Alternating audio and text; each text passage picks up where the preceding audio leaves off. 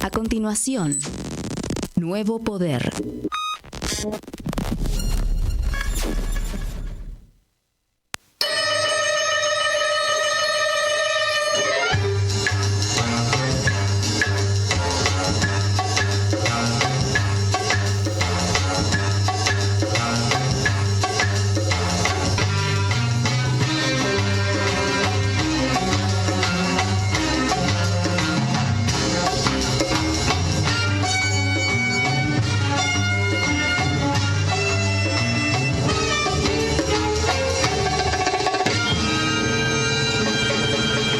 Ahora, estamos en el aire, diría. Bueno, Estamos en ¿cómo el va? aire. ¿Qué Ahí dicen? andamos. Vamos a ponernos acá los Ahí artefactos andamos. para conectarnos con la Enterprise. Sí. ¿Cómo va, gente? Está ¿Qué dice? concurrida hoy. ¿Qué cuenta? Salud a la Enterprise y al Capitán Kirk y toda la tropa. Pero Y tienen las ahí visitantes. unos acompañantes Sí. jóvenes que están aprendiendo Aprendices de Enterprise. de Enterprise y de una radio loca como la nuestra, ¿no? Va, un programa loco como el nuestro. Sí, sí. La radio, después se podríamos hace ponerlo cargo.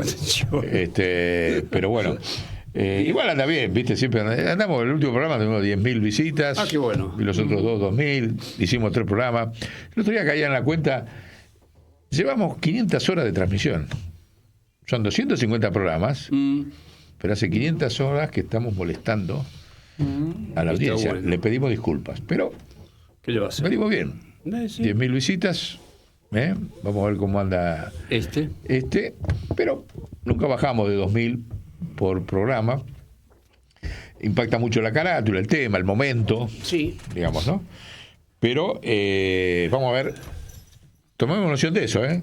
Son 500 horas en que han sido de absoluta producción de contenidos, ¿no?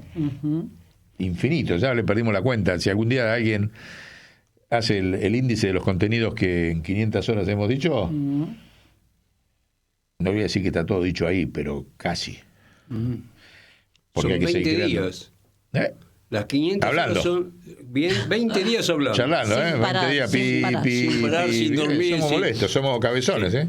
Somos cabezones. Gracias a la Enterprise y a la radio acá de Sí, sí.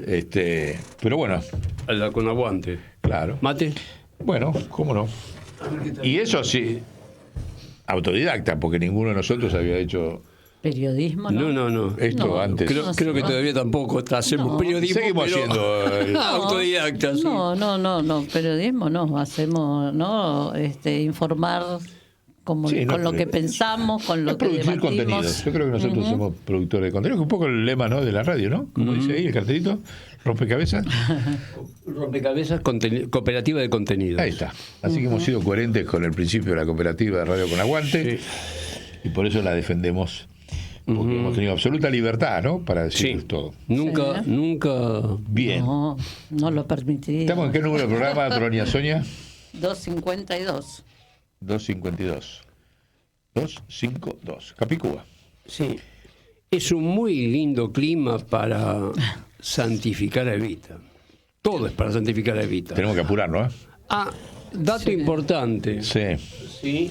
Que creo que hay que empezar a promoverlo y a pedir. Que ocurran milagros. Que ocurran milagros. Que ocurran milagros. Que ocurran milagros por intercesión de Evita. Ajá. Sí. Pedir, vos pedís pedir eso. Por ejemplo, me agarra una enfermedad, que Eva interceda para Ajá. mi salud. Que el pueblo la tenga como... No. A ver, se me perdió algo. Hay un santo que vos te encomendás para que las cosas aparezcan. Se me perdieron los anteojos. Ay, por favor, San Ajá. Expedito. Ponele. No, San Expedito para las cosas imposibles. Sí. Sí, San Expedito decís, tal cosa. ¿Y Santa Evita sería para qué? Para que reine el amor y la igualdad. Para que reine el amor y la igualdad. Bueno, para que, pongámosle para un que se poquito termine. de lo nuestro, más que solo de pedirle a Evita, pongamos de la fuerza personal de cada quien, así ayudamos a Evita también. Está bien, No, pero me gustó sí. esa frase, ¿no? Porque, viste, así como él dice, San Expedito Bueno, eso para los que tiene tienen una, los santos. o hay otro santo que le pedís Santa Rita, lo que se da no se quita, ¿no? Sí, Santa Rita que- Lucía por los ojos. Claro, y Santa Evita sería... Santa Evita es para que reine el amor y la igualdad. Bien, me gustó, ¿eh? Claro. Bueno, sigue adelante. La santa de los desposeídos. A lo cual es toda la humanidad. Sí, sí, es universal. La santa Es de los universal. desposeídos, porque ¿quién no está desposeído? Muy poquitos. No, porque la desposesión es de derecho, Guillermo. Entonces, si yo tengo privilegios y vos tenés necesidades, yo estoy desposeído, ¿eh? Porque el derecho no me ampara. El derecho. Otra cosa es el mal uso. Es decir, tener un... Ay, no me sale el nombre de... Lamborghini me sale, no es Lamborghini. El de la Corte Suprema. El juez de la Corte Suprema. Varios hay de Rosenkrantz. Poner que Rosenkrantz, tener a Rosenkrantz a favor no significa que el derecho me ampara.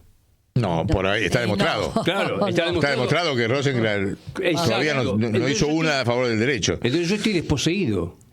Ajá. Me favorece la desposesión. Pero yo estoy desposeído. Bueno, según, A ver, claro, si eso según- que vos traes, me parece que... a el ver, vaso discúlpame. lleno o el vaso vacío, según como lo mire. Más que desposeído, está poseído para mi gusto. Poseído. Pero bueno. Está bien, es Pero bueno, otro giro, por eso, otro giro depende, ¿viste? interesante. Desposeído y poseído. Lo que pasa es que pero eso es posesión- medio diabólico, ahí apareces con... Sí, con- posesión de derecho. Y la verdad que Puede- con las cosas puede que haber, hacen.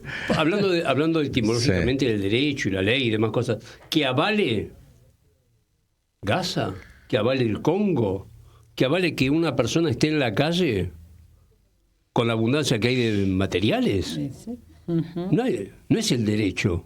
Ahora, Sí. lo que vos traes, me parece que va justo con la carátula.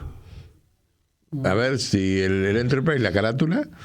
Y todo es cuestión de relacionar. No, pero fíjate. Sí. ¿Cuál es el tema?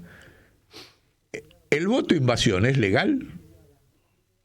Miren, ese es el tema de hoy vinculado al resultado electoral y el Y futuro de la la Argentina. desposesión. Y hay un tema de desposesión. Sí, claro. Vos fíjate que la carátula que hicimos está Trump con la bandera presidencial de Argentina, porque de hecho es el presidente de la Argentina, Se sumámoslo. posicionó. ¿No? Con la banda presidencial, sí. Lo demás, o sea, Milei- son títeres. No, yo creo que ya no son títeres. Eran títeres cuando ellos ponían la cara y hacían. Ahora ya hacen el protocolo. Es el jefe de protocolo, Milei, de Trump en la Argentina. Ya no es ni títere. Ahí Claro. me parece que tiene un error que tiene que ajustar el Enterprise, porque lo sigue poniendo como un títere y ya no hace falta. Si la campaña la hace él, el otro hace el protocolo, ¿viste? Le abre la puerta, le lleva el café. En eso se ha convertido Lleva la guita. el poder, claro.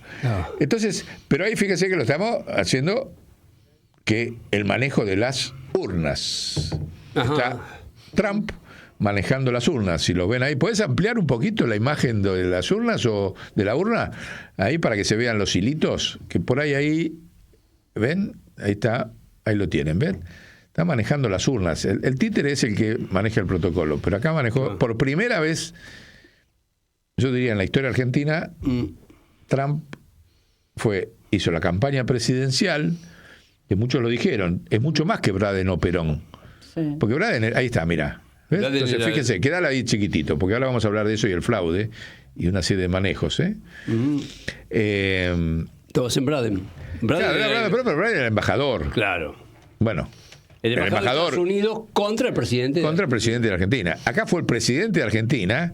No, el presidente de Estados el presidente de Unidos. Estados Unidos a favor del jefe de protocolo en la Argentina, de Milei. ¿Se dan cuenta? Nunca había pasado en la historia eso. Claro. Nunca. Y encima, no era él solo, era él No, se trajo y el un sector equipo. financiero que desembarcó en esos 16 aviones misteriosos, que no es que vinieron solo a hacer un terrorismo ideológico para decir, como hizo Trump explícitamente. Si uno tiene que explicarle lo que pasó en las elecciones, hay muchas razones, ahora vamos a hablar, pero la central para mí es que, una vez más, el voto se da en un contexto de miedo. Miren, me olvidé de traer, ahora voy a ver si lo tengo ahí, un artículo de hace 20 años en Le Monde Diplomatique, donde hablaba de cómo funciona el miedo en las elecciones en Europa. O sea, no es nada nuevo lo que pasó acá. Es excelente la nota de cuando Le Monde Diplomatique no era era el que manejaba Ignacio Ramonet a nivel internacional, y acá era Carlos Gavetta el director. Y saca una nota espectacular de cómo había funcionado el miedo en las elecciones de Inglaterra, donde un mes antes hicieron un atentado supuestamente terrorista que mataron 50 tipos en Londres. Y cómo eso había impactado en la definición, y lo mismo después pasó en Atocha, ¿se acuerda? En Madrid. Sí. O sea, el miedo es un mecanismo que tiene un imperio que se está cayendo para definir el momento de las elecciones, de que siempre gane los de él. Y no es exclusivo de la Argentina. Hemos vivido otro capítulo de esa gran historia que en algún momento va a haber que escribir, de cómo un imperio en decadencia como Estados Unidos y la OTAN utilizan el miedo para definir las elecciones. ¿Cómo fue en este caso? Acá no hubo un atentado terrorista, pero sí hubo un terrorismo ideológico que hizo Trump cuando dijo: si no gana Milei, así explícito fue, lo conocen todos, si no gana Milei, nos vamos. Y acá se cae todo. Y no se justifica seguir apoyando a un comunista o a un extremista, refiriéndose a Axel Kicillof como posible candidato que había ganado las elecciones. Lo dijo explícitamente el presidente. Y cuando dice nos vamos, ¿qué está diciendo? A la sociedad, está haciendo campaña con la sociedad argentina. No está haciendo un trabajo académico, no, está en campaña electoral. Claro. ¿A quién se está dirigiendo? Al miedo que ellos saben que emocionalmente sigue como el principal miedo de los argentinos desde hace 50 años. ¿Saben cuál es? Es un miedo emocional. Es el miedo a la inflación. Porque Milei ganó por el fracaso. A propósito, el fracaso planificado. O sea, los tipos, para que llegara Milei, acuérdense, el poder internacional, o sea, Trump, la OTAN, ¿qué hizo? Disparó la inflación en junio, y la dispararon, subiendo el dólar, haciendo todos los golpes del mercado que hacen siempre, sabiendo que la inflación era un tema determinante para que en el balotaje ganara Milei. Claro. Eso fue el mismo dispositivo que ahora trajo son los mismos que vinieron en los aviones, Y es más, como eso no le alcanzaba, si hacemos memoria de lo que fue el miedo en la elección de Milei en contra de Massa, no estoy reivindicando a Massa, pero fue una realidad. Mucho menos. Porque perdió por 2 votos, perdió por 2 puntos. Sí. Está olvidado de que las empresas de la OTAN produjeron un tremendo desabastecimiento de combustible en el medio entre el balotaje y la definición. Los estudios dan que hubo un 5% de votos que era el síntoma del caos. Bueno, estos tipos son el caos. No pueden parar la inflación y encima hay desabastecimiento de combustible. Las empresas que sabotearon la provisión de combustible en medio de la campaña electoral en la Argentina fueron YPF y la Shell. O sea, YPF, que lo maneja Estados Unidos, es mentira que es Argentina, a ver si lo asumimos, porque lo maneja BlackRock como accionista principal y deudor principal. Entonces es una empresa que maneja la Embajada de Estados Unidos, YPF, y el Estado hace de pelotudo de los planes de Estados Unidos, y la Shell, que es británica holandesa. La única empresa que no tenía problema de abastecimiento de combustible fue Axion, que es de los chinos. Y los chinos apostaban a que ganara Massa. Mire, si falta todavía investigar y entender política, como decía Perón, Perón dijo, somos un pueblo politizado, pero sin cultura política. Ahora estamos peor, ahora no estamos ni politizados. Porque te manejan con el miedo, Cuando Perón lo dijo, el pueblo argentino era contrafóbico. Le chupaba 3 velines el miedo del imperio, lo enfrentaba, ponía la vida por Perón. Claro. La vida por Perón era la síntesis, que lo hacía, no lo decía, lo hacíamos. Era un pueblo politizado, por eso Perón lo reivindicaba, y era la vida por Perón, y lo hacías. Y matabas al enemigo, y te mataban a vos, y ibas preso, y te bancaba la tortura, y todo lo que sabíamos. ¿Está? Hoy todo eso desapareció la política. ¿Qué es la política? Y la rosquita de ver cómo voy a hacer para seguir siendo tengo un cargo, diputado, un cargo, con lo cual me salgo afuera del mercado de trabajo. Hoy la política, o lo que se llama la política, es cómo escapar de Es el mercado de las elecciones, no es la política. Porque eso, después dice, no, sos el antipolítico, puedes decir esto. No, pará. Política era la que decía Perón, donde enfrentabas al enemigo principal sin vueltas, sin eufemismos, directo. Hay un imperio colonial y a ese lo enfrento. Eso es política. Y fíjense que nadie habla hoy de eso. Resulta que vino Trump y bueno, sí nos quejamos de que se mete, viene, habla, que yo, pero nadie dice, es el imperio que está dominando la Argentina. Somos una colonia, hay que liberarse. Eso lo hubiese dicho Perón, Evita, los 30.000, todo. Bueno, eso desapareció. ¿Por qué? Porque lo que están viendo cómo se acomodan, cómo lo molestan y que también formaron parte de este resultado. Y ahora lo vamos a ver. Pero antes de ver lo que no hizo la oposición y tendría que haber hecho, supuesta, terminemos de ver lo que hizo el imperio.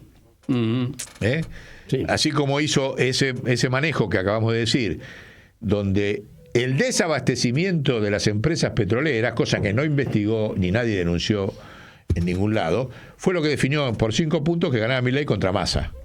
Sin ese desabastecimiento de combustible, ni siquiera la inflación que habían generado. ¿Por qué le permitía ganar a Milei? Porque hay una conciencia del pueblo argentino ahí latente, dando vueltas antiimperialista, que no le cree a los Estados Unidos, no le cree nada, sabe de quién es el enemigo, aunque los que dicen que están en contra del enemigo, como son los peronistas, aunque sean tibios, tengo que votar igual.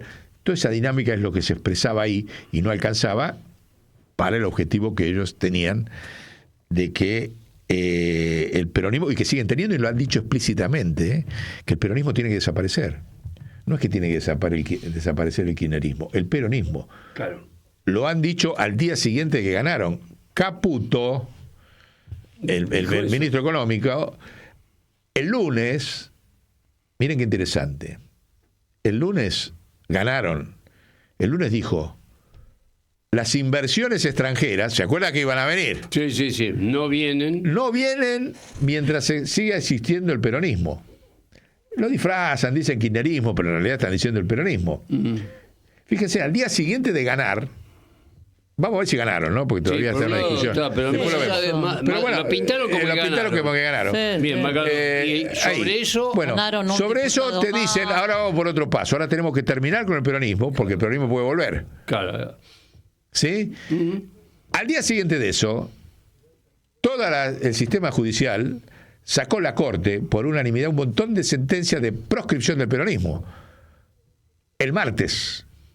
El lunes dio la orden, saben que es Estados Unidos el que está diciendo, bueno, ahora vayan por el peronismo, terminen con ese hecho maldito, que es un quilombo imprevisible, porque no lo podemos ganar con una elección y por ahí... Sí, a la media hora te dieron... Como ellos saben que van a hacer un plan de destrucción de la sociedad, saben que, y de aparte lo anunció públicamente, vamos a destruir más de lo que destruimos hasta ahora, saben que el peronismo puede resurgir. Muy claro. Porque no salió mal del todo. Salió ahí, salió cabeza a cabeza. Es la única identidad política. ¿Qué quedó vivo? Desapareció el radicalismo, desapareció el PRO, quedó vivo esta nueva derecha, todo disciplinado a través de un personaje, y la identidad peronista que está buscando un líder.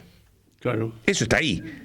Entonces, inmediatamente el martes, la Corte Suprema de Rosenkrantz, de Lorenzetti y de... No me acuerdo el otro. Sí, esta banda que está ahí. Lorenzetti era el que quería...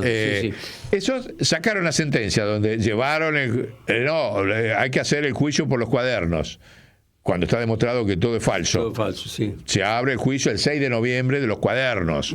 Todo un circo hasta el 27 que van a pasar. Sí. ¿Viste? Todo. Vuelven a mantener desde ahí el tema de la corrupción. Sí. ¿Sí? Van a volver con las topadoras más o menos. Van a volver ahí a buscar la Patagonia, cualquier cosa, ¿viste? Bueno, sí. También le dieron la sentencia a Guillermo Moreno. Sí, el mismo martes. Le dijeron, por haber atacado a Clarín, cárcel a Guillermo Moreno y inhabilitado para la función pública por haber atacado a Clarín en una asamblea. Bueno, todo eso, esas órdenes cumplió la Corte al día siguiente, o sea, el día martes. El lunes, el Imperio hizo la declaración de que nos tienen que aniquilar. Claro. Sí. Después, No, eso fue el lunes. Eso sí. El lunes Caputo. El martes sacan eso. Ese mismo martes nosotros denunciamos por traición a la patria. Mejor dicho, lo habíamos denunciado la semana anterior, hace unos 10 días. El juzgado lo tiene el hijo.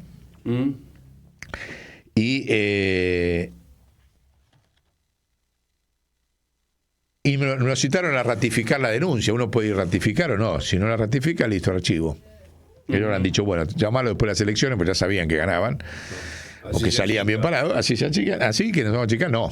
Te la venimos y te la ampliamos. Ahora vamos a hablar de eso también, ¿no? Ese mismo martes. O sea, el mismo martes en que se aumentó por orden de la embajada, ahí está la ampliación de la denuncia, más otros elementos que después vamos a conversar, que son muy ricos, y que estamos invitando a todo el pueblo a sumarse a esa denuncia, de traición a la patria por una serie de factores que abarcan la soberanía, pero abarcan también el delito de dolo. Yo denuncié por dolo a Milei, a todos los integrantes del JP Morgan que integran el gobierno, porque, después se lo voy a explicar, el dolo es en materia penal, por eso no pueden escaparse, no es simplemente una discusión de la soberanía. Cuando vos armás un Estado exactamente al revés de cómo se arman todos los Estados hoy día, y está demostrado en este libro, creo que lo tenés ahí, este librito, sí, que explica, tiene 20 días editado en la Argentina, y se lo incorporé al juez Lijo, para que vea qué es lo que hacen los bancos centrales del mundo en los últimos 20 años. Es un economista del banco, uno de los economistas del Banco Central Europeo, profesor de historia y demás, y hace un abanico donde demuestra exactamente que el Banco Central de la República Argentina hace todo lo contrario, pero todo, no lo voy a desarrollar acá porque se van a aburrir, el otro día hacemos un programa, de lo que hacen todo el resto de los bancos centrales del mundo. Todo. Y lo hace en nombre del JP Morgan. Entonces, Milei puede alegar, no, yo soy el presidente, yo no soy del Banco Central, pero los hombres del JP Morgan conocen perfectamente cómo funcionan todos los bancos centrales del mundo. Porque estamos hablando de uno de los primero es el principal banco del lavado del narcotráfico, que lo denuncio de esto ahí en el mundo. En Estados Unidos está denunciado por ser el principal banco del lavado del narcotráfico junto con HSBC. Y el presidente le dice, usted me renegocia la deuda al banco denunciado en Estados Unidos por la DEA. ¿Sí? Y esos son todos los integrantes del directorio del Banco Central. O sea que los directores del Banco Central saben que están haciendo un Banco Central que va en contra de lo que hacen todos los bancos centrales del mundo. Eso es dolo. O mal desempeño del funcionario público. O sea, o sos un inútil o sabés que estás haciendo un daño para otro plan. Eso es lo que yo ratifiqué el día martes, cuando se aumentaba por orden de la embajada la proscripción al peronismo, a todas sus figuras, si siguen y qué sé yo, yo denuncié, o nosotros denunciamos con el abogado y todos los compañeros que quieran seguirlo, de traición a la patria por dolo y por mal desempeño del funcionario público a Milei, al canciller, que entró también, que es del JP Morgan, le había denunciado al que se fue, porque la denuncia fue antes que renunciara a Huerten, ahora se la amplía al nuevo. Y a todos los miembros del presidente del Banco Central, desde luego a Caputo, ¿no?, al ministro de Economía, y a todos los miembros, a todos los cuadros del JP Morgan, que son los que están manejando la economía argentina. Y el Banco Central, en contra de lo que hace todo el mundo. 5 asimetrías le denuncia al hijo ahí. Y es más, expliqué cómo el hijo, yo lo escuché en una conferencia pública que hizo hace varios años, cuando Gustavo Vera era legislador de la Ciudad de Buenos Aires y desde la Asociación La Alameda impulsaba el tema de la trata de personas, hizo una serie, en contra de la trata de personas, hizo una serie de conferencias con los jueces para el problema y uno de los temas era cómo se dice el flujo de la ruta del dinero de la trata de personas. Entonces, entre esa conferencia estaba que la hizo en la biblioteca del sindicato de camioneros de Moyano, ahí en la calle Acoite, y yo fui y tuve la oportunidad de escuchar ahí cómo el juez Lijo, ex candidato a la corte, que no sabe si ahora ¿qué va a ocurrir? Puede volver, porque viste que están queriendo ahora, bueno, todo puede pasar. Puede ocurrir cualquier cosa, pero no es aburrirte. Y explicó detalladamente cómo, como juez, la justicia era impotente de lograr la trazabilidad de la ruta del dinero Mirá. clandestino. Y lo dijo y lo explicó. Pobre, Y yo ¿no? se lo hice recordar en el testimonio, se lo recordé. Señor Lijo, estoy hablando, acá le estoy dando un librito que le va a permitir superar esa impotencia reconocida por usted públicamente del sistema judicial para recuperar la plata que nos roban a los argentinos. ¿Sí? Entonces lo dijo. Dijo, ¿sabe cuál es el problema? Así, palabras textuales, ¿eh? Le dije a Vera si tenía la grabación, dice que no la tiene, o se asustó, veremos. Lástima, pero no importa, yo tengo memoria. Y Lijo dijo, el sistema judicial no puede hacer nada con la fuga de capitales y el dinero del delito, porque cuando nosotros libramos un oficio a la guarida fiscal del Banco de las Islas de Bahamas, tardan 6 meses en contestarnos el banco. Y no hay tecnología, Guillermo. En esos 6 meses, yo te estoy diciendo lo que dijo el señor. No hay tecnología Yo te digo para lo que dijo el señor acelerar como los excusa trámites. para no hacer nada. No, Parece un chiste. por favor. Parece un chiste. Como no, entonces, ¿qué hacen? Escuchen el detalle de la información que tenía el juez Lijo. Dijo, el gerente del banco llama al cliente que tiene la plata en negro, le dice, mirá, tengo que dar un oficio. Claro. ¿Qué hago? Te lo paso de Bahamas a Gran Caimán y ganás otros 6 meses, pero te cuesta el 10%. Palabras del hijo público. Alta coimera. Alta coimera. Ya no es el 3, parece que es más caro. Sí, el 10%. Entonces, cuando nos llega el oficio, palabras del hijo públicas. Cuando nos llega el oficio, nosotros mandamos el oficio al otro banco, al de las Islas Caimán. Claro. Ahí lo vuelven a llamar. Claro. Y sigue la El otro mecánica. 10%. Y pasa el tiempo. Palabras de la impotencia del sistema judicial, en la cual nosotros, en esta ratificación que hicimos de la denuncia contra el Banco Central, que es cómplice de esto que acaba de decir Lijo públicamente, y a Milei le recordamos esa conferencia a el señor que tiene que decidir. Primero, yo pedí ser querellante, o sea que tengo que seguir la causa, si me deja ser querellante, y segundo, si lo manda archivo, porque va a venir, se imagina, va a llamar Trump, va a decir, escúchame, hice campaña para que un pelotudo de una radio que tiene un programa que se llama Nuevo Poder me venga a denunciar, a voltear al muñeco de traición a la patria, a mi jefe de protocolo. Eso es lo que va a pasar, la embajada ya lo debe estar, por algo todavía no me contestó. Pasaron 4 días, eso lo podría contestar en 2 minutos. Bueno, Sí. ahí está. Lamentablemente ahí está el tema. La pregunta es, el imperio ganó por el miedo, operando sobre la emoción principal. El principal trauma que tenemos los argentinos es la inflación. Es un hecho traumático, es un hecho emocional. ¿Se acuerda que nosotros decimos... Te afanan las emociones, sí. O te las usan en tu contra, Sí, te las manipulan en tu contra. Bueno, acá pasó eso. O sea, el mensaje era, si Milei gana y vuelve el peronismo, vuelve el caos inflacionario. Ese es el mensaje así clarito. Ante lo cual, la gente elige, bueno, si voy a morir, dame un tiempito más para morir. El miedo, el pánico, es lo que generó esta cuestión del cambio de voto. No es un tema solo de la provincia de Buenos Aires, porque fue en toda la zona, si vos lo analizás, el fenómeno fue en todo el país, ¿no? Esta ola violeta en contra de la ola celeste. Las 2 olas se deglutieron a los amarillos y a otros que quedaron fuera de carrera, que fueron los de Provincias Unidas. Perdió Randazzo, perdió Schiaretti, perdió el de Puyaro, el de Santa Fe. O sea, ese fenómeno se extinguió. La discusión quedó claro entre peronismo y la nueva derecha. ¿A base de qué? Del miedo. ¿Sí? Entonces, ¿qué pasó?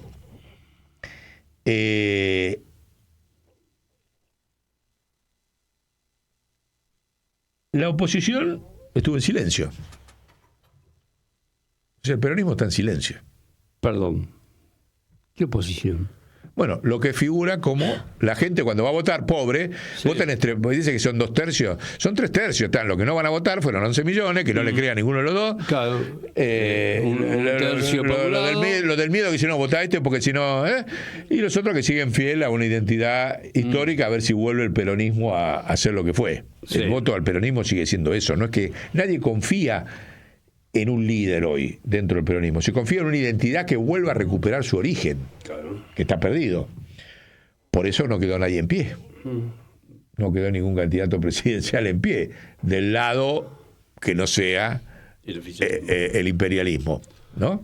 Sí, volver. Digamos que sí, sobre la base del miedo, sobre la base de una degradación previa, ¿no? De todo el pueblo. ¿De la oposición? No, del pueblo, digo también que digamos, el miedo se suma, que ya viene degradada la situación, se viene soportando, ¿no? Todo esto ya hace tiempo, no hay una formación desde los partidos hacia sus militantes, no hay una formación tampoco. Hay silencio, no hay nada. Yo tenía alguna expectativa que cuando agarraba a Cristina el PJ instalaba un debate. Nada. Claro. Frenó todo. Eso que vos decís, formación de militantes, la discusión de la seguridad, la discusión del narcotráfico. ¿Quién descubrió el quilombo? ¿Quién hizo el quilombo del pelado, del narcotráfico? ¿De Esper? Sí. Y Tailade había empezado hace un tiempo. ¿Quién lo instaló mediáticamente? Mediáticamente. La oposición no hizo nada. Ajá. Absolutamente nada. Lo instaló el Círculo Rojo que está fundiendo Milei. Hay una parte del Círculo Rojo que necesita imperiosamente la devaluación para sobrevivir. Y que se ocupe de un chivo expiatorio de paso alguno. Después rebota en varios. Ese sector es el que instaló el tema del narcotráfico para golpearlo. Claro. Si uno reconstruye la secuencia, se instaló eso, se veía venir el triunfo de Axel, se potenciaba y entonces tocaron pito los muchachos del norte, que les importa 3 belines el Círculo Rojo. Y el narcotráfico. Porque están en otro objetivo. Están en otro objetivo en Latinoamérica. Están en el objetivo, como ustedes lo ven, lo acabamos de ver, la operación paramilitar sobre Río de Janeiro. ¿No? O sea, la OTAN operando con el narcotráfico, la guerra con una violencia sin antecedentes en Brasil. Al día siguiente ganó Milei. Así como ganó Milei, empezaron a decir, bueno, ahora vamos por vos. Y no va a ganar Bolsonaro porque lo metiste preso, pero va a ganar el de... Te fabricamos el quilombo para que el Castro, que es el gobernador que hizo la matanza, hizo el quilombo ahí en Río de Janeiro, quede como el presidenciable que viene a darle seguridad a Brasil. Claro. Eso fue al día siguiente, está todo coordinado. Así como están atacando. Y ahora están atacando con las lanchas allá, fabrican el asunto de las lanchas que bombardean en el Caribe. Sí. Y ahora mandaron un portaaviones que estaba en el Pacífico al Caribe por primera vez. ¿Se dan cuenta? Entonces vienen. Se lo morfaron a Bolivia. Ahora en 30 días se van a morfar con esto, triunfo de Milei, se morfan a Chile. Vas a tener un Milei en Chile. Y ahora van por Lula. Todo eso es lo que es como, y acá de todo este plan va a venir de repente un gobernador de la provincia de Buenos Aires a complicarlo. No, andá y destruílo. Y vinieron los aviones. Y esos aviones vinieron a hacer muchas cosas, incluida la posibilidad del fraude. Y ya no el fraude solamente, porque fíjense, ¿saben que la empresa que cuenta los votos, creo que ahí la tenés, no sé si te la mandé, la Indra, es de la OTAN? Sí. ¿A vos te parece que es tal la pérdida de soberanía que no sabemos contar una urna? O sea, no tenemos soberanía ni para contar la urna. Claro. ¿Sí? Sí. Entonces, ¿quién autorizó? Ponelo ahí al Indra ese. Sí, es un TikTok, creo que hay. ¿Sabías que Milei contrató una empresa privada extranjera para contar los votos? Correo Argentino en julio contrató a la española Indra por 21.000 millones de pesos, pero mantiene los pliegos y ofertas en secreto. En 2020, el abogado de Trump acusó a Indra de mal manejo del conteo, y en España y República Dominicana notan que la empresa tiene poca transparencia porque su software es privado y no se puede auditar. Posee errores de digitación y fallas constantes. En 2023, el mismo Milei decía que Indra era una empresa poco confiable. Curiosamente, JP Morgan es accionista de Indra, mismo banco cuyos directivos se reunieron con Milei poco antes de las elecciones. Y detrás de las licitaciones locales está el empresario Facundo Prado, socio de Mario Lugones, ministro de Salud. Vale. Confesión del Río. La TAM vino ahí. Sí. Entonces, cuando de esos aviones que vinieron acá, vos te pensás, la Condoleezza Rice es una mujer del Pentágono. ¿Qué vino a hacer acá? ¿Vino a hacer negocios? No. vino a manejar la guerra digital sobre las elecciones. Vino a garantizar El resultado. Y vino a pactar con los gobernadores, porque en la semana previa hubo un montón de reuniones del JP Morgan con los gobernadores, que es la otra gran coima y corrupción.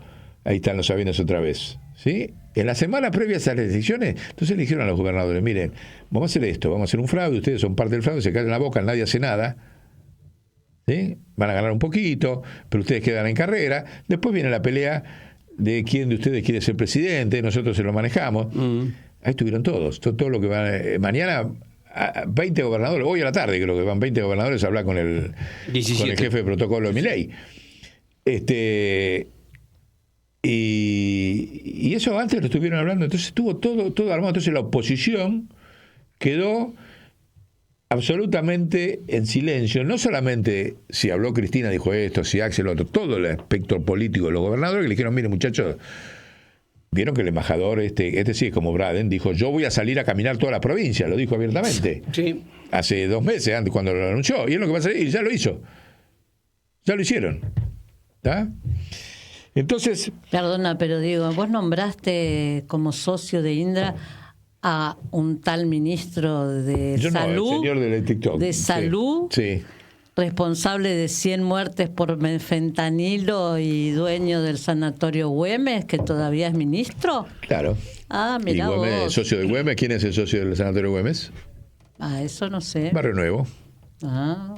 ¿Luisito? Mira vos, ¿no? Luisito. El capo de la CIA en la CGT, junto con General Martínez.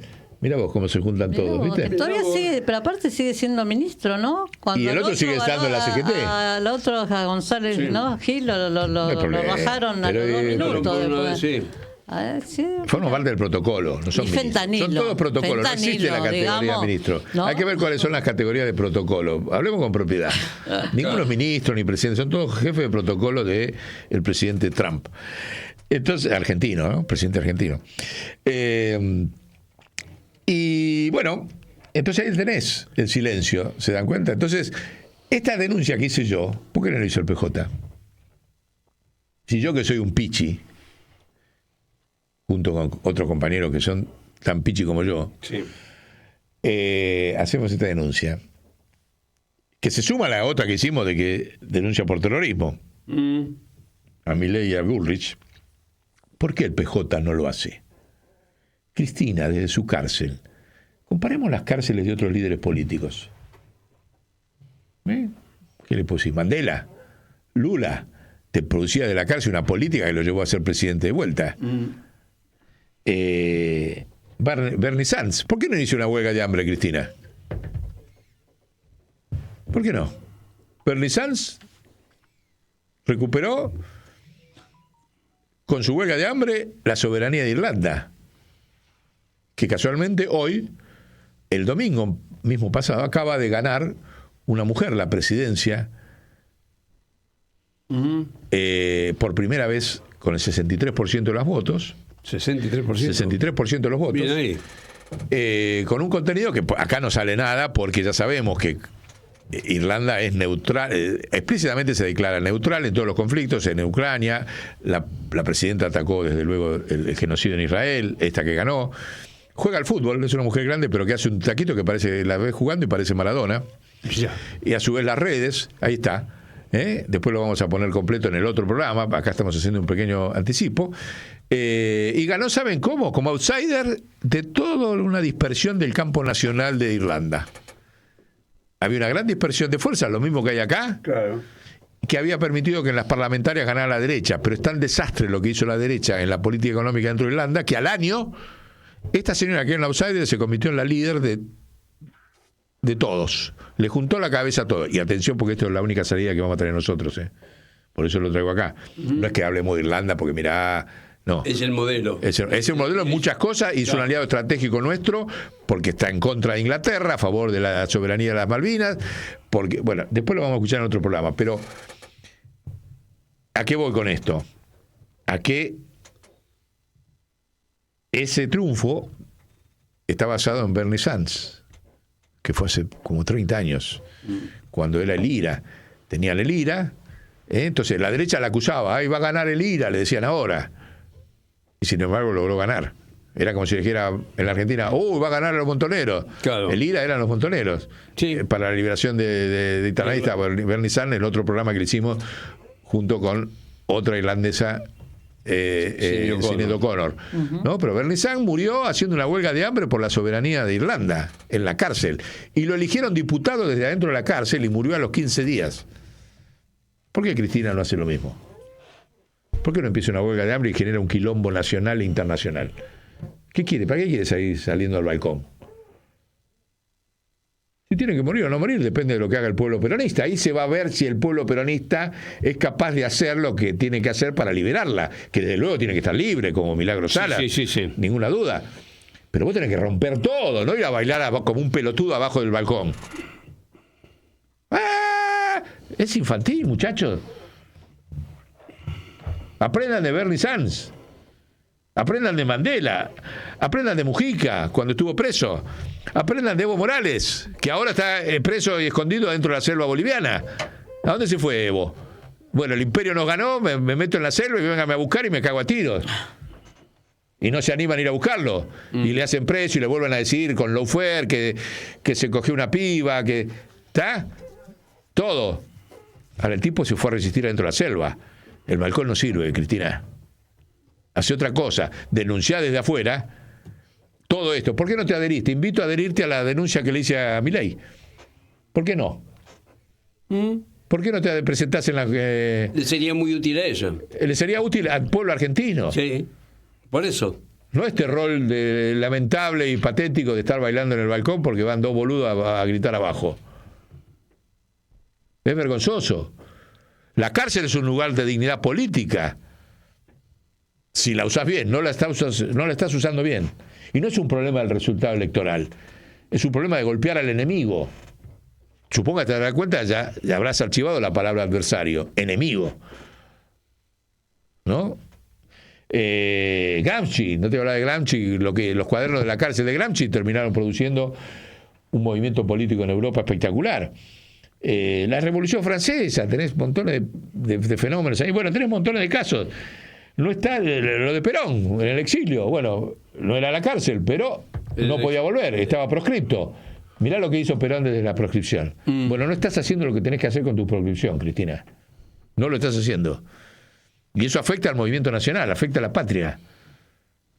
Vos tendrías que ser la principal denunciadora serial, ya no pagadora serial, denunciadora serial del poder colonial en la Argentina. Sí. ¿Cómo es que nosotros somos unos pichis, estamos haciendo esto y generamos de pelote? Tenemos 3 causas en Comodoro Pi y 5 en la Comisión de Defensa de la Competencia y 3 causas en Comodoro Pi. Lo acusamos de terrorista, lo acusamos a él y a otro, y vos no acusás a nadie. ¿A quién acusaste judicialmente? No me hables de los Twitter, esa pelotudez no va más. ¿Por qué no te haces denuncias como te las hicieron a vos por la patria, como las estamos haciendo nosotros? Entonces ahí tenés un silencio. Ese silencio el poder lo mide. Lo mide. Claro. Y son tan hijos de puta que encima te usan. Primero te usaron a vos como chivo expiatorio. O sea, usaron a Cristina como chivo expiatorio de una clase dirigente argentina totalmente fracasada. La culpa es de Cristina. Todo es culpa de Cristina. Como dicen, todo es culpa del peronismo. Y encima ahora los propios peronistas dicen lo mismo. Están en lo que un compañero, y lo digo acá, no voy a decir el nombre, que hacía 50 años que no charlaba, me describió como anestesia moral. Hay una anestesia moral en la dirigencia argentina. En el pueblo argentino algunos sectores sí, otros no. Uno puede decir, bueno, el tipo que no fue a votar, los 11 millones, ¿estuvieron malos? Y dijeron, no, loco, yo no soy cómplice de esto. Con mi cuerpo no. ¿Viste cómo dicen? En mi nombre no, el otro con mi cuerpo, las chicas. No, con mi cuerpo no. Yo no tengo avalo esto. Yo no, 11 millones. Esos tipos están afuera de la anestesia moral. Pero la élite está en una anestesia moral. Dimensionen el concepto ese, Dimensionenlo. Y la anestesia moral entra con el miedo. La anestesia moral la puso Trump. Cuando el tipo te mete miedo y te maneja las emociones, ahí te anestesia y te paraliza. Porque el miedo paraliza. Entonces la pregunta, ahí va, si las elecciones fueron producto de un voto en estas condiciones. Dijimos, ¿el voto bajo invasión es legal? ¿O esta forma de producir política del imperio adentro de la Argentina no viola la Convención Internacional contra la Tortura, que tiene rango constitucional en la Argentina, que dice explícitamente que está prohibida la tortura física o psíquica?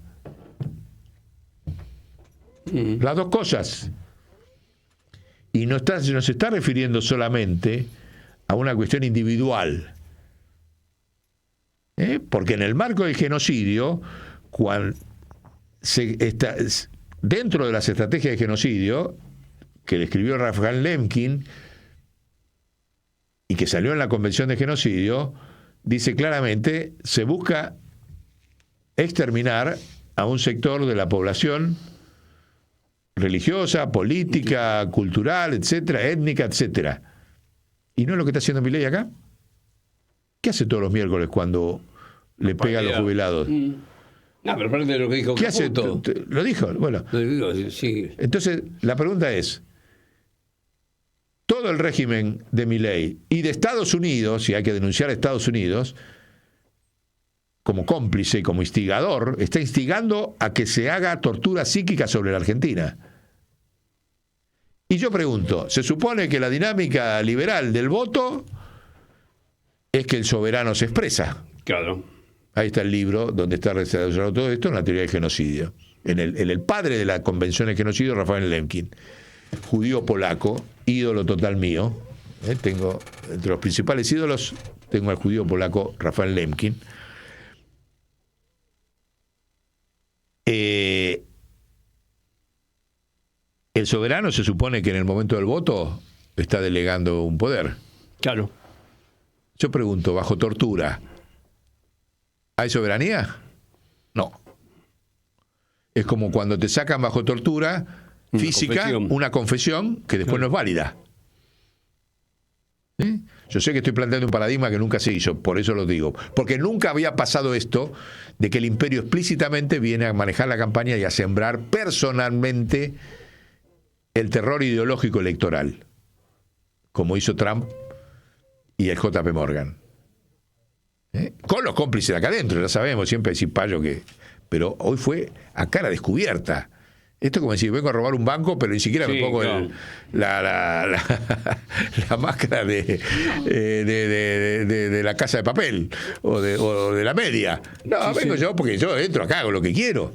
Esto es mío. Claro. ¿Sí? Y vengo a robar a cara descubierta y te vengo a meter miedo. Entonces yo creo que hay que hacer algún tipo de presentación, que ya la estamos trabajando, para que judicialmente o en el Ministerio Público Fiscal o donde corresponda o en una especie de tribunal Russell, para los jóvenes no saben ni qué es, ya vamos a decir, algo, generar algo que signifique un juicio sobre cómo se pierde soberanía a raíz del terror, y que no es la primera vez que pasa. Porque cada vez que el sistema quiso avanzar en cuestiones estratégicas te genera el clima de terror. Desde que para privatizar, si no privatizabas, volvía la hiperinflación. Claro. Entonces todo el mundo no. Si no privatizabas, me sacás la ley. Lo hizo explícitamente. Hicimos una denuncia, ¿sabe con quién? Con el forro actual de Diego Kravetz. Cuando el Fondo Monetario vino acá a exigir que desaparecieran las monedas provinciales, y puso como condición que saliera la ley de responsabilidad fiscal en plena crisis cuando Duhalde era presidente, si no, no había apoyo del fondo y seguía otra vez otra hiperinflación, era el pánico. Entonces ahí el Congreso votó en contra de los intereses nacionales, prohibieron por primera vez y siguen prohibida hoy, y con esa prohibición, fíjese la importancia que tiene, ahora lo voy a decir, siguen prohibidas hoy las monedas provinciales por la extorsión bajo terror que hizo el Fondo Monetario, le estoy hablando del 2001, y les puede hacer la compilación, y hay que hacerla, la compilación. Porque el Congreso era eso. Nosotros hicimos, ¿te acordás? Un guión en IMPA de una obra de teatro sobre eso, del diálogo entre Anup Singh y Duhalde, que lo vamos a traer y lo vamos a reproducir, porque era una sátira de lo que estaba pasando, que venía el indio Anup Singh, que representaba el Fondo Monetario, y decía precisamente, si no sacan esto así, que implicaba también la impunidad de los banqueros fugadores que estaban presos, porque la justicia en ese momento todavía tenía autonomía y había metido presos a los bancos fugadores del Banco General de Negocios, los hermanos Rom. Y le dijo, o me modifican, 2 cosas hicieron en esa ley, por extorsión y por miedo.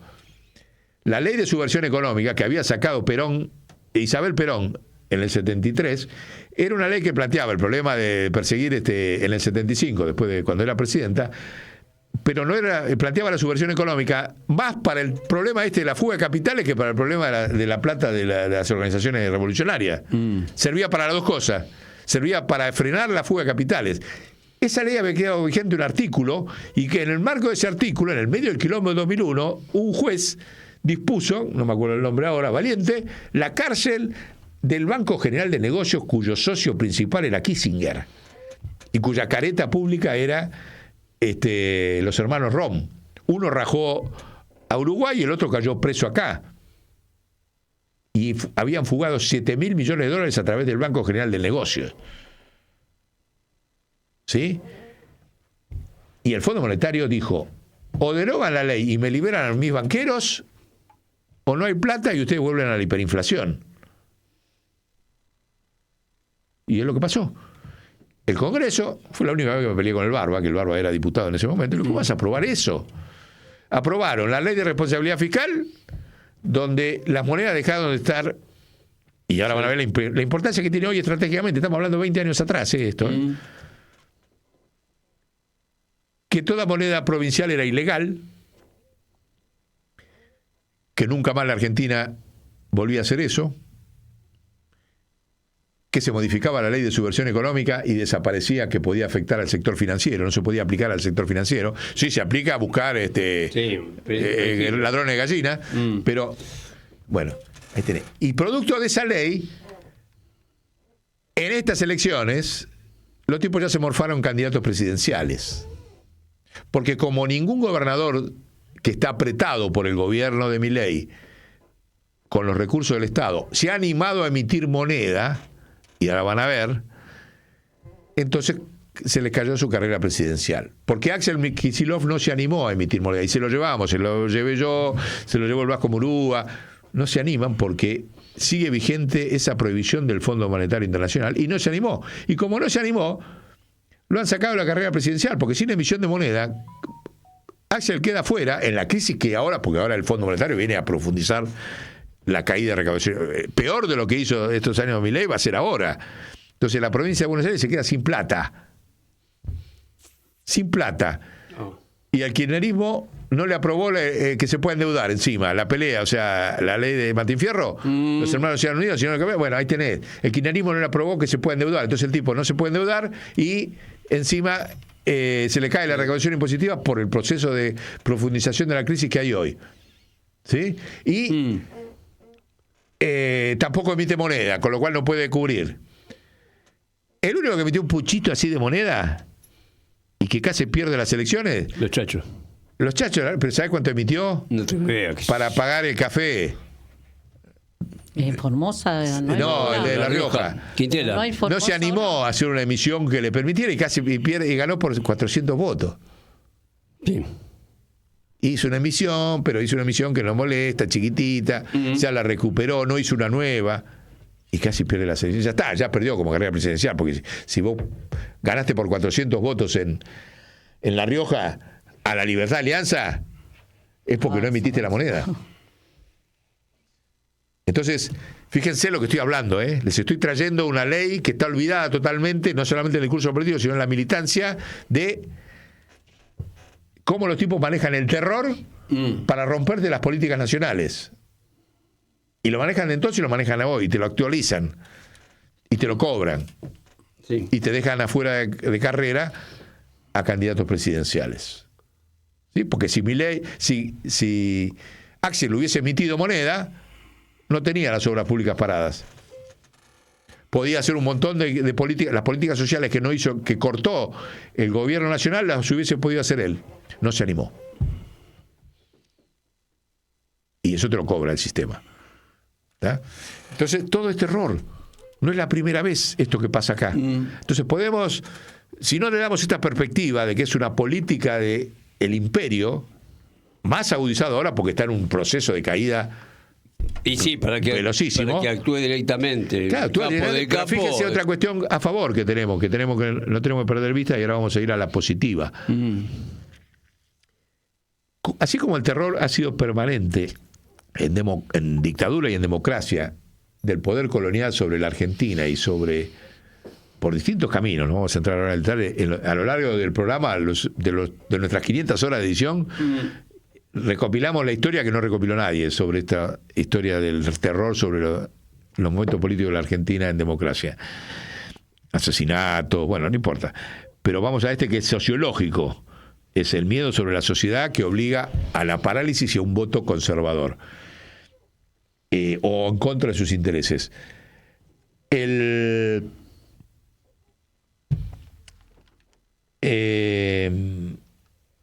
¿Qué iba a decir? Espera, porque me fui a otro. Mientras que pensás esto, yo estaba hace rato vengo con una idea. Dale. Pero, ¿sí? Dale. En términos, digamos, optimistas, vos hiciste un comentario. Vos hiciste un comentario hoy de que tenemos 500 horas, que nos ven 10.000 personas y qué sé yo. Y a mí me parece que eso da una especie de vientito, respiración, una bocanada, ¿sí?, de toda una resistencia. Eso de que porque si no pareciera, me suena, viste, como que parece que fuéramos los lúcidos, los iluminados, la gente que está más allá del bien y del mal, que vemos todo, y sin embargo hacemos cosas, pero hacemos todos, absolutamente todos, alguna actividad que genera un cierto optimismo, que genera un cierto... Es decir, esas 10.000 personas que nos ven, ¿no? ¿Sí? 2.000, que de acá, que de allá, da el pueblo está buscando. El pueblo siempre busca a quien lo conduzca. Y conciencia, ¿no? Generar un poco de otra conciencia también. Sí. Pero ojalá sea lo que vos decís. Ojalá. Pero no, hay una frase que yo la estoy llevando adelante, sí, que por ahí también tiene: el que toca el bien común hace política. ¿Sí? Y eso me parece que hay que reflexionarlo. Porque hay que reflexionarlo. Bueno, para ese tema, sí, te digo el bien común. Si no asumimos el corazón del problema, que es la emoción de la inflación como elemento de control político, y hay una carátula por ahí que tenemos, ¿no?, que hicimos sobre la historia, la dimensión de la inflación en democracia, que es impresionante. Es impresionante. Y no está, o sea, fíjate, en la campaña electoral, ellos hacen campaña sobre que vuelven los peronistas, vuelve la hiperinflación. Y vos no decís, señores, la culpa de la inflación la tienen ustedes, que son los monopolios. No lo decís. Ese es el silencio estratégico. Fíjense en este dato. Fíjense. La inflación monopólica en la Argentina, entre 1984 y el 2025, o sea, en el periodo de la democracia, no me estoy metiendo con el periodo de la dictadura, es 7.500 veces mayor que la de Alemania antes de que subiera Hitler. Hitler subió después de 3 años de hiperinflación en Alemania. La dimensión de la inflación ahí es 7.500 veces más chica de la que sufrimos los argentinos en 40 años de democracia. Son datos, ¿eh? ¿Quieren hacerlo? ¿Quieren saber cómo llegan a este número? ¿De dónde sacaste esos datos? Es muy sencillo. ¿Saben cuántos agarran el valor del dólar? ¿Cuánto está hoy? ¿1.500? ¿1.400? Bueno, por ahí. 1.400, 1.500. Sumale los ceros que se sacaron. Sí. Sumale los ceros. Se sacó en el año 83 4 ceros. En el año 85 3 ceros. En el año 92 4 ceros. O sea que en el total de la democracia, a ese dólar le tenés que sumar, para saber cuánto era el dólar cuando empezó la democracia comparado con el que es hoy, que es el indicador de la inflación, porque todos los precios los mueven en base al dólar, aunque sea una mentira, pero la realidad del bolsillo del pueblo es ese, aunque sea una mentira técnica, que no es verdad que la causa... Esa es la excusa monopólica para aumentar los precios. Subió el dólar, subió los precios, pero la mentira monopólica que la democracia no supo enfrentar y domesticar. ¿no? Porque no lo enfrentó ni Alfonsín, obviamente Menem y el kirchnerismo tampoco. Entonces le agregás esos 11 ceros, se los pones adelante y tenés cuánto era el dólar cuando empezó la democracia contra el 1.500 hoy. Eso te da los 7.500 millones. 7.500 veces. Mirá qué sencillito que es, ¿eh? Y no lo puede hacer la oposición. ¿Se acuerdan cuando la Patricia Bullrich sacaba el circo de que la inflación verdadera no era la de Moreno y sacaba los cartelitos en el Congreso, el 2-4? ¿Por qué no decimos esto en la oposición? ¿Se cuenta el silencio? ¿Se cuenta las armas que tenemos y no usamos? ¿No se anima a usar la élite política? ¿Y quién es el responsable de eso? Los monopolios. ¿Quiénes son los únicos que han usufructuado esa inflación? Los monopolios. ¿Ustedes van a decir que lo usufructuó el pueblo? No. Seguro que no. No. ¿Las empresas pymes? Tampoco. ¿Las empresas estatales? No, porque desaparecieron. ¿Quién usufructuó esa inflación? Todas las empresas extranjeras. ¿Y dónde está esa inflación? En la fuga de capitales al exterior. Y ahí hay una curvita, no sé si la tenés, esa naranja, que se la presenté al juez Lijo. ¿Sí? Dentro de esos elementos que le presento, está esta curva. No sé si la puedes ampliar un poquito. Esa curva son 120 años de inflación. Del mundo, de los bancos centrales del mundo. Si lo pones un poquito, saca eso. Ahí está. Perfecto. ¿Ven? Eso es de 1900 al 2025, la línea de abajo. Y arriba es el porcentaje de la tasa de interés de los bancos centrales del mundo, que es la curva de abajo, ¿ven? Que oscila entre un 3% al 5%, el promedio. Tiene ese pico, ¿ven? Que se produce ahí en esa década del 90, del 80 al 90.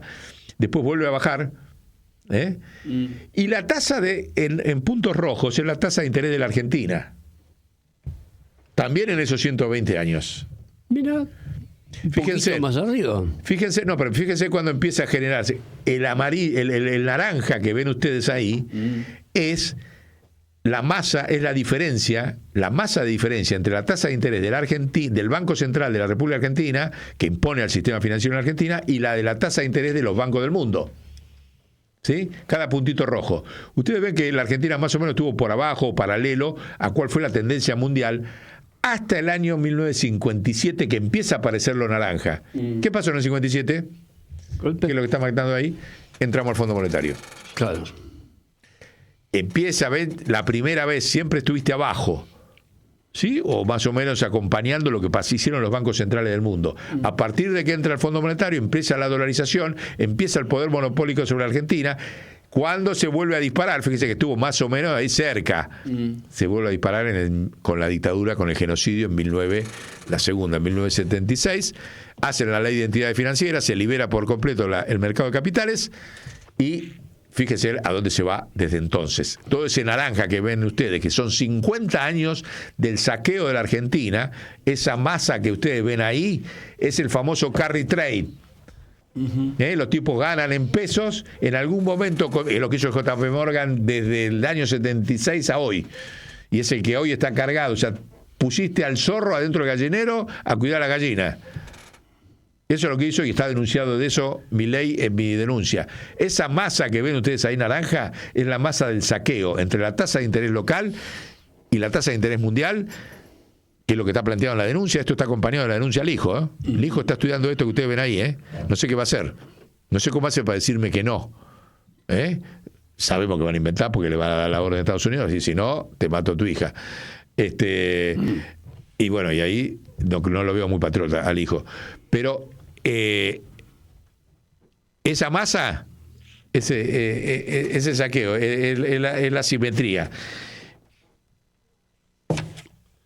Con el mundo, no es con. Y esa tasa es igual con América Latina,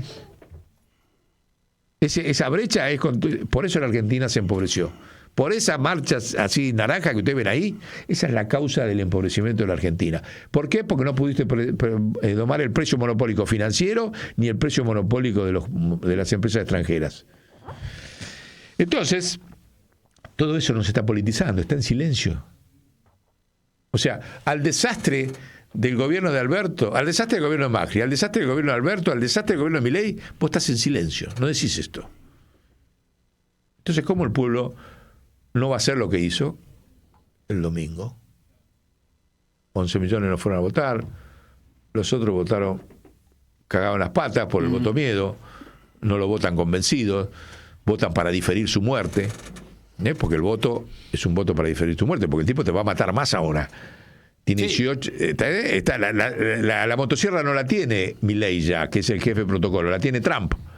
El que votó a Milei le dio la motosierra a Trump. Ahora jodete. Ahora jodete, nos jodimos todo, ¿eh? Porque como yo dije, ¿cuánto lo votaron? 9 millones. 9 millones. Somos 48 millones, 45 millones.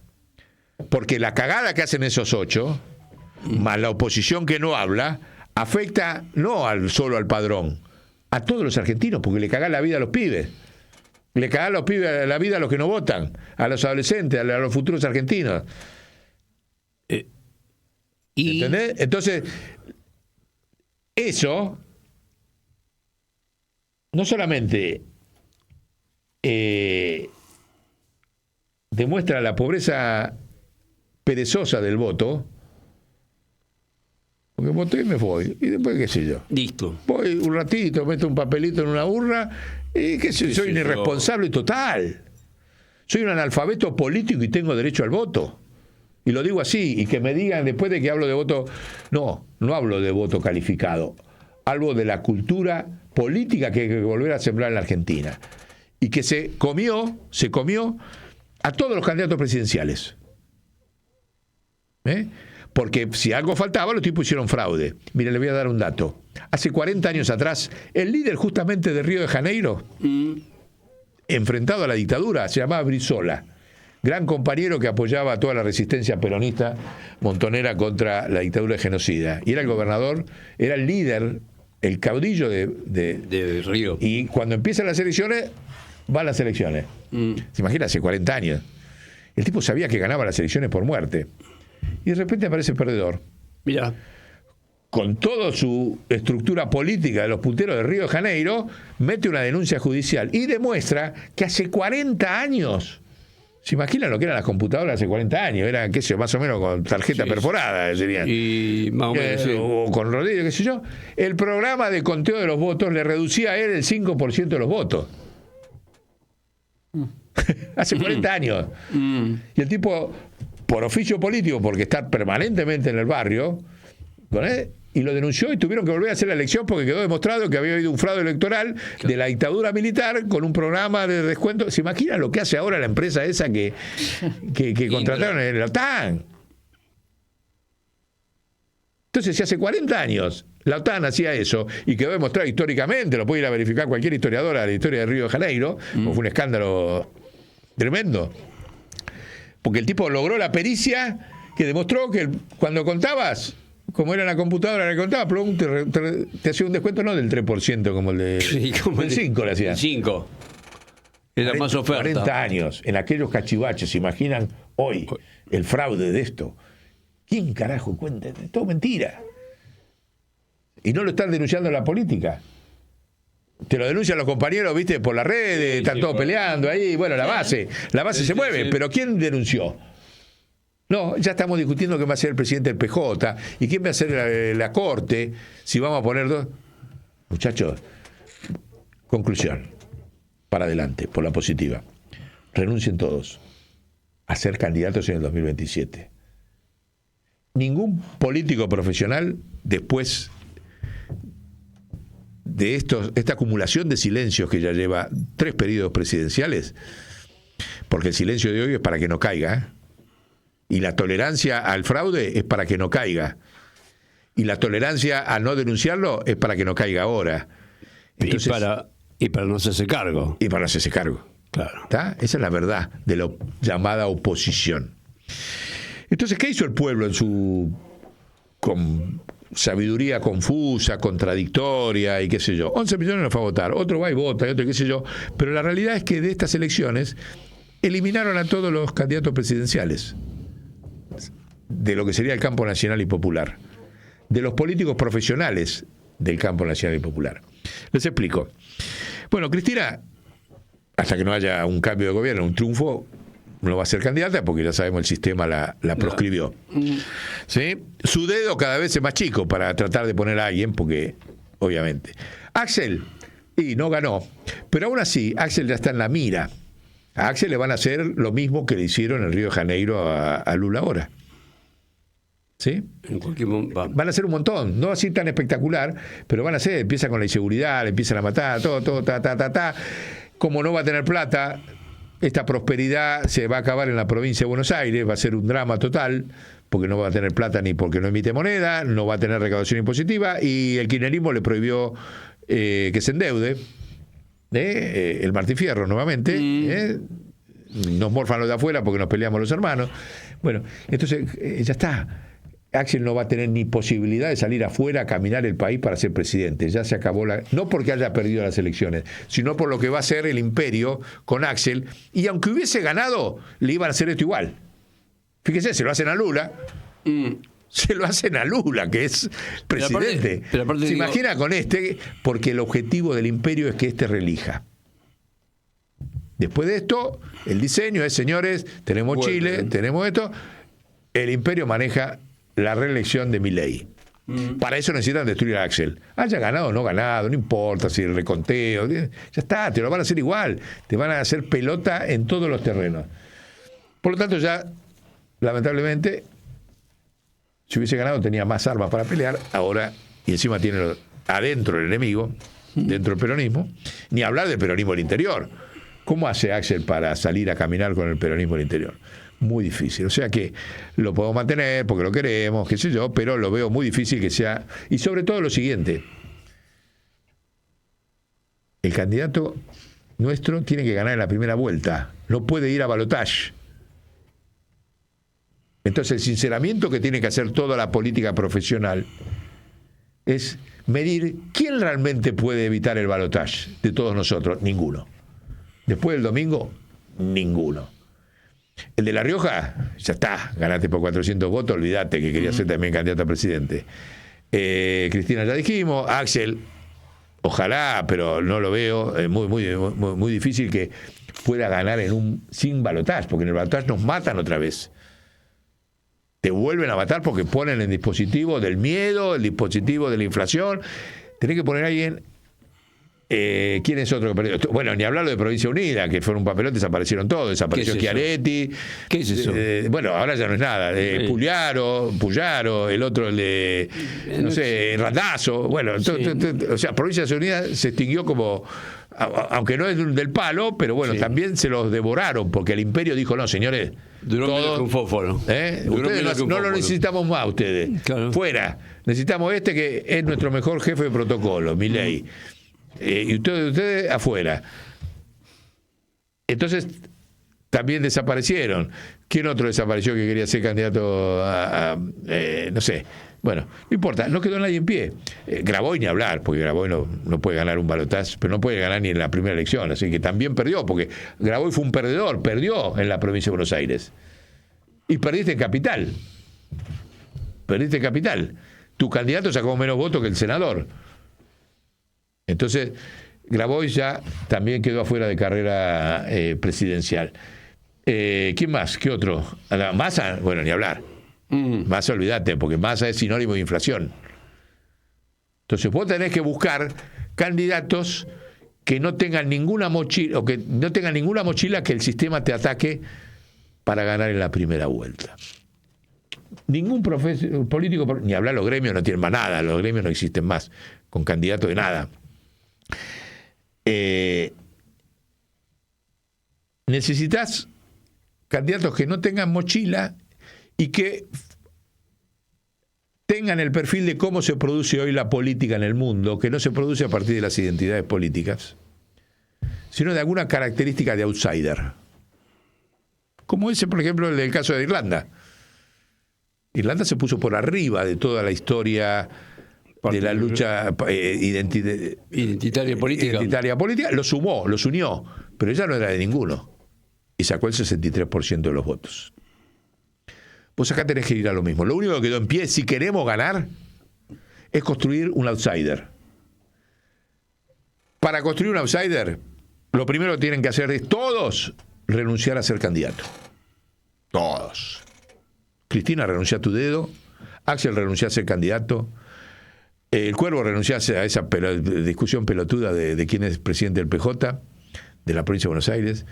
El de La Rioja también, el de Tucumán también. O sea, ningún gobernador puede ser candidato, porque todo gobernador va a estar agarrado de las bolas del plan del presidente Trump. Entonces ningún gobernador puede ser candidato, porque no lo van a dejar o lo van a condicionar o no nos sirve. No nos sirve. Primer requisito para construir un outsider, que renuncien todos ya. Dejá al Partido Justicialista y poné algún pelotudo que mantenga la formalidad y que la sociedad, el pueblo, discuta cómo enfrentar a Milei. Renuncian todos y se quedan ahí esperando que el pueblo avance. Contribuirán, pero si piensan que disputando candidaturas van a ayudar a la patria, se equivocan en esta nueva realidad de un imperio que viene a destruir la región. Tomen dimensión de lo que está pasando en el mundo y seamos en la región y tomemos la creatividad, seamos generosos, renunciemos, como hizo Evita. Renuncio a los honores, pero no a la lucha. Renuncio a estar figurando, pero no a la lucha, y a contribuir de que surjan los outsiders. Vamos a ver qué tipo de outsider puede surgir. Y es más, nosotros proponemos del programa que hay que abrir un registro de outsiders abierto. Que el pueblo lo proponga. Porque no sabes. ¿Viste cómo eso no sabe dónde salta la liebre? Sí, sí. Nosotros imaginamos algunas ideas de quienes quedaron bien parados. Algunos son del dispositivo político, pero novedosos. Otros no son del dispositivo político, pero vienen haciendo política y tendrían que dar el salto de decir, sí, yo quiero poner el cuerpo por la patria. Y no ser de la rosca política. Veamos algunos casos. Por ejemplo, tenemos ahí de los que, vamos a abrir primero, de los que no son de la política. Por ejemplo, Lali. ¿Qué va a seguir cantando? ¿Por qué no? No, que yo digo. A ver, llegada a la juventud, ha demostrado que tiene una militancia política contra Milei. Todo el mundo la quiere. Es mujer. ¿Por qué no puede ser candidata a presidente? No digo no sé. Que unifique atrás. A ver, ¿quién tiene más votos de todo lo que yo dije recién que quedaron en el camino? Seguro. Lali puede ser, tiene que dar el paso. Él se reivindica peronista, o sea, tiene que militante. Desde luego, que estemos hablando de outsiders no significa que estemos bajando el planteo de la presidencia colectiva en el Banco Central. Para nada. Estamos diciendo personajes para el presidente que acumulen, pero en el proceso de acumulación el único pacto es el Banco Central, que es el único factor de poder que va a quedar en pie, más aún después de esto que se viene ahora con el Trump presidente de la Argentina. Entonces Lali puede ser una. Ajá. Tiene que dar el paso. El otro, raro, Rebord. ¿Por qué no? Está abierto, ¿eh? Yo digo lo que yo imaginé, cada uno puede seguir imaginando. Rebord, ahí lo tienen. Este muchacho tiene 200.000 seguidores, está todos los días en las pantallas, porque acá el problema es estar en las pantallas. ¿Sí? Sí. Acá el problema no es tener buenas ideas. Pero Rebord tiene 250.000 seguidores, habla todas las noches, es peronista, por arriba de todos los sectores peronistas, sabe hablar con todos los sectores peronistas, lo ha hecho en sus reportajes en la ojo, no se lo pregunté, pero mañana le voy a tocar el timbre y che, mirá que te tendría candidato a outsider, si se lo voy a decir, le voy a tocar el timbre ahí donde tiene el estudio. Es peronista, es abogado, sabe hablar, tiene claridad, cuando lo habla, escuchalo, es pícaro, es entrenador, qué sé yo. ¿Por qué no? ¿Por qué no? Y está en las pantallas todas las noches. No me importa, Moreno está prescrito, ahora ya está, ya se le cayó todo, ya está. No me importa si es morenista. El tema es. Estamos hablando de que llegue a la sociedad. Sí. O sea, él llega a la sociedad no por ser morenista, tiene una capacidad superior a la de Moreno. Miran qué amplio que soy. Y van a ver cómo sigo ampliando, van a escuchar otras sorpresas. Después viene un cura. Si bien entró el padre Molina, el cura Molina, él lo tiene, el padre Molina. Ganó, es la primera vez en la historia de la Argentina que hay un cura diputado nacional. Ganó en Santa Cruz.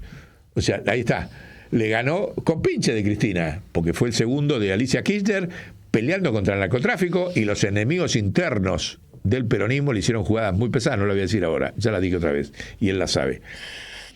Pero el asunto es que entró de diputado, amigo de Francisco, o sea que él puede decir, señores, yo vengo con la Laudato Si a hacer uno de los puntos que decimos nosotros, la Laudato Si, política de Estado en la Argentina. Tiene una bandera novedosa, muy potente. No sé, le pedí una reunión para ir a hablar con él, pero es un outsider, aunque entró dentro de la estructura política, pero le ganó al uno de los principales agentes de la CIA que hay en la Argentina, que es el gobernador Vidal. Ya lo hemos hablado en otro programa, evangelista, hombre de la ortodoxia judía, de los sindicatos. Sí, el presidente del Congreso Mundial Judío lo vino a felicitar cuando ganó de gobernador, porque le había ganado a los Kirchner. Se fue hasta ahí, hasta Santa Cruz. Mirá. Y a su vez sindicalista de la ¿cómo es? De la petrolera. Del petróleo privado, de los petroleros privados. Y le ganó. El padre Molina le ganó. ¿Puede ser presidente? Puede ser presidente. ¿Quiere ser presidente? Lo vamos a ir a charlar también. Bien. Ahí tenés una figura potente que tiene un capital, porque el outsider necesita gestionar un capital simbólico que movilice a la sociedad, de otro lado que no sea la rosca política. Él te la puede movilizar, señores. Yo vengo para que el mensaje de Francisco sea política de Estado en la Argentina. Y acá me tienen. La Laudato Si, todo lo que sea capaz de animarse a imaginar. No sé, si quiere, sí. O no quiere, si le da, bueno, qué sé yo. La gente cambia según los acontecimientos. Pero ganó. Y toman ese dato. La primera vez que un cura está en el Congreso argentino en toda la historia argentina. Nunca hubo ninguno. Hubieron sí en la revolución Fray Beltrán, que le hizo los cañones a San Martín, en la Revolución de Mayo, pero estamos hablando del proceso electoral. Congreso de la Nación. ¿Sí? Bueno, ese es uno. El otro, ¿cómo seguía? Espera, porque lo tengo por acá. Porque quiero hacer cierta secuencia. Acá tenemos, bueno, ya lo dijo el Rebor. El Chiquitapia, ¿por qué no? El Chiquitapia. ¿Por qué no? Sí, que es un conductor excelente, no hay duda, En momentos revolucionarios aparecen de cualquier... Los tapados... ¿Está?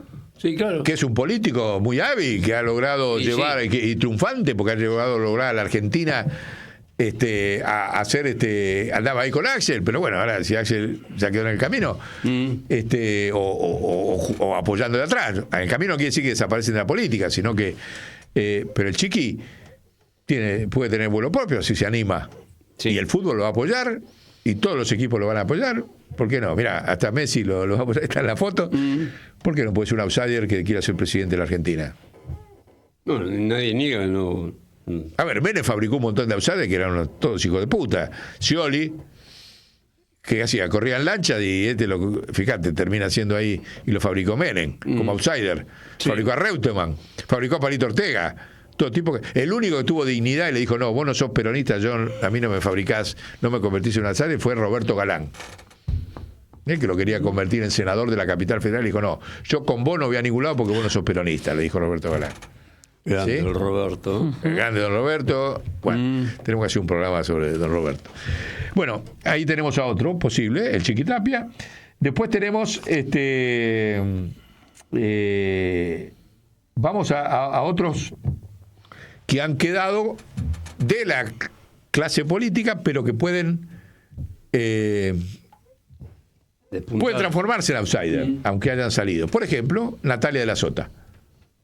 Natalia de la Sota ganó como diputada en Córdoba. Entró como diputada, peronista, antimileísta, no le votó ninguna ley a Milei, enfrentó a Schiaretti, lo emparejó a Schiaretti. Schiaretti salió de circulación, ya murió su carrera política de Schiaretti, por más que el sistema lo va a seguir manteniendo, como hicieron con Randazzo, ya no tiene proyección. Mujer del interior, o sea, si se anima a construir, un relato outsider, para mí está en carrera. Desde luego lo mismo Infran, ni hablar. El compañero Infran. Compañero Infran de Formosa, volvió a ganar, barrió, por ahí creo que tenemos alguna de las fotos. ¿Por qué no? Es un problema de que avance hacia un discurso outsider, hacia los 11 millones de votos que están necesitando conducción. Porque el peronismo va a estar atrás de cualquiera de ellos. Ahora, el problema es el discurso, la capacidad y la creatividad y la convicción para hablar con los 11 millones, que son los que definen. Y si es posible romperle el miedo a los mileístas, mejor. Si logramos un discurso que también neutralice el miedo sobre esa parte de los mileístas que son honestos, pero que tienen miedo, bueno, mejor. El otro que también yo creo que va a seguir en carrera, son carreras difíciles, ¿no? Es Capitanich. Porque Capitanich entró como senador y están discutiendo si salió primero o segundo.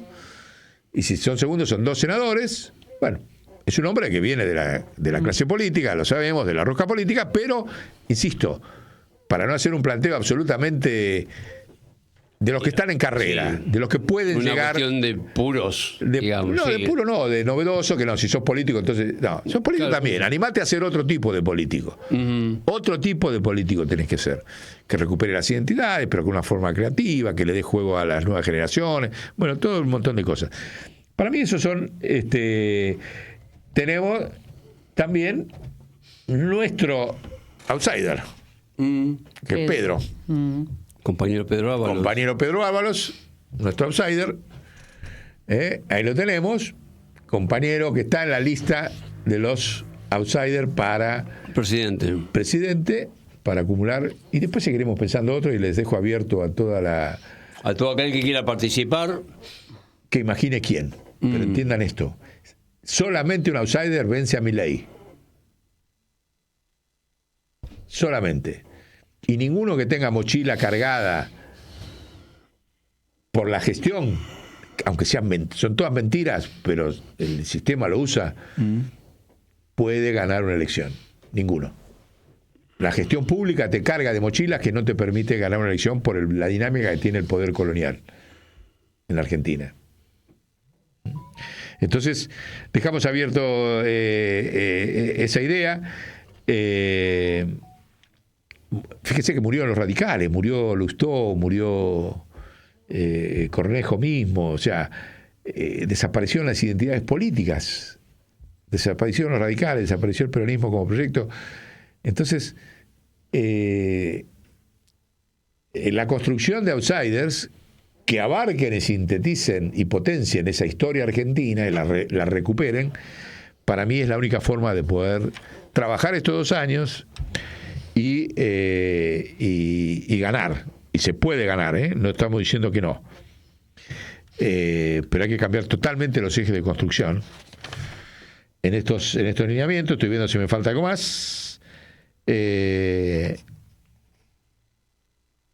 Las denuncias que estamos haciendo están abiertos a la participación de todos los compañeros. Y no compañeros. Claro. Al pueblo. Sí, al pueblo en general. Yo se lo he mandado que por a todo ser el mundo. pueblo es compañero, digamos, ¿no? Así que bueno, este es el balance que hacemos nosotros. ¿Quién? El gringo. ¿Qué gringo? ¿Michel? Lo habíamos pensado, sí, al gringo Michetti, del terreno sindical, como un outsider, también puede. También puede. Es el único que se ha mantenido, tiene la historia de la CGT de los argentinos, de Ongaro. Desde luego tampoco lo consulto, a nadie consulto, pero lo veo más difícil, porque él tiene atrás la mochila del sindicalismo argentino, que es negativa. La mochila de la CGT. ¿Hay algo más patético que la CGT? Hoy no. Y él sigue estando adentro de la CGT. Otra cosa es si se fuera de la CGT, que es lo que tendría que hacer, y armar como se hizo una CGT paralela. Ahí podría ser que se libera de las mochilas, como siempre hizo el peronismo, cuando hubo una CGT traidora, hizo una CGT leal y revolucionaria. ¿Sí? Y el gringo, puede ser, porque tiene una historia interesante, tiene un diagnóstico clarito, habla del programa, arranca reivindicando los 26 puntos de Baldini, claramente. Ayer estuvimos en una presentación que se hizo de Sebastián Maiza ahí, con radiográfica de las pinturas de los dibujos de Maiza con las editoriales radiográficas, y se hizo en el sindicato gráfico. Estuve con ellos ahí está en ese momento presentándolo. Y el gringo puso y dijo: acá hay que volver a los 26 puntos de la CGT Baldini, donde el primer punto era la investigación de la deuda externa. No. O sea que es el único sindicalista que lo dice con claridad. Por lo tanto, ahí dije, bueno, el gringo puede ser un outsider novedoso, un outsider que... Pero para eso tiene que irse de la CGT con un grupo, no se va a ir solo. Claro. Tiene que irse y decir, bueno, la CTA, que también es intrascendente, ha fracasado totalmente la forma política de la CTA con el fracaso de Lozano, y el partido ese que armaron ahí, trucho, que no ya está, ya fuiste también, ya quedaste fuera de carrera. Humildemente ponete al lado de construir algo novedoso. Suponete que el gringo se va y la CGT y se va con la CTA, que se sumen los dos, que siguen divididos entre los dos, esa cosa buena. Sí. Y el gringo genera una CGT nueva. Ahí el sindicalismo está en cantar. Y no se olvide que siempre es otro cantar. Si llegás a hacer fórmula presidente y vice de outsider, claro, no es solamente presidente, o sea que hay que lanzar la carrera esta. Nosotros lo hacemos con este primer programa sin haber consultado a nadie, pero se lo vamos a ir a informar. Mirá, vos sos candidato, no me interesa si querés o no, pensalo, no me contestes ahora, tenés tiempo, te vamos a seguir jodiendo de que sos candidato a todo lo que acabo de decir. Bueno, gente, buenas tardes. Chau. Buenas tardes. Y sin bajar el BCRA. No, eso es sin bajar el central. Cerremos con porque eso es para ganar el Poder Ejecutivo, pero la presidencia colectiva en el Banco Central, se lo he dicho a muchos. Sí. He hablado con muchos compañeros, están muy interesados. Eso lo vamos a seguir trabajando del grupo Argentina después de Milei, que tenemos otra reunión el sábado, ¿no? Bien. Bueno, un gustazo.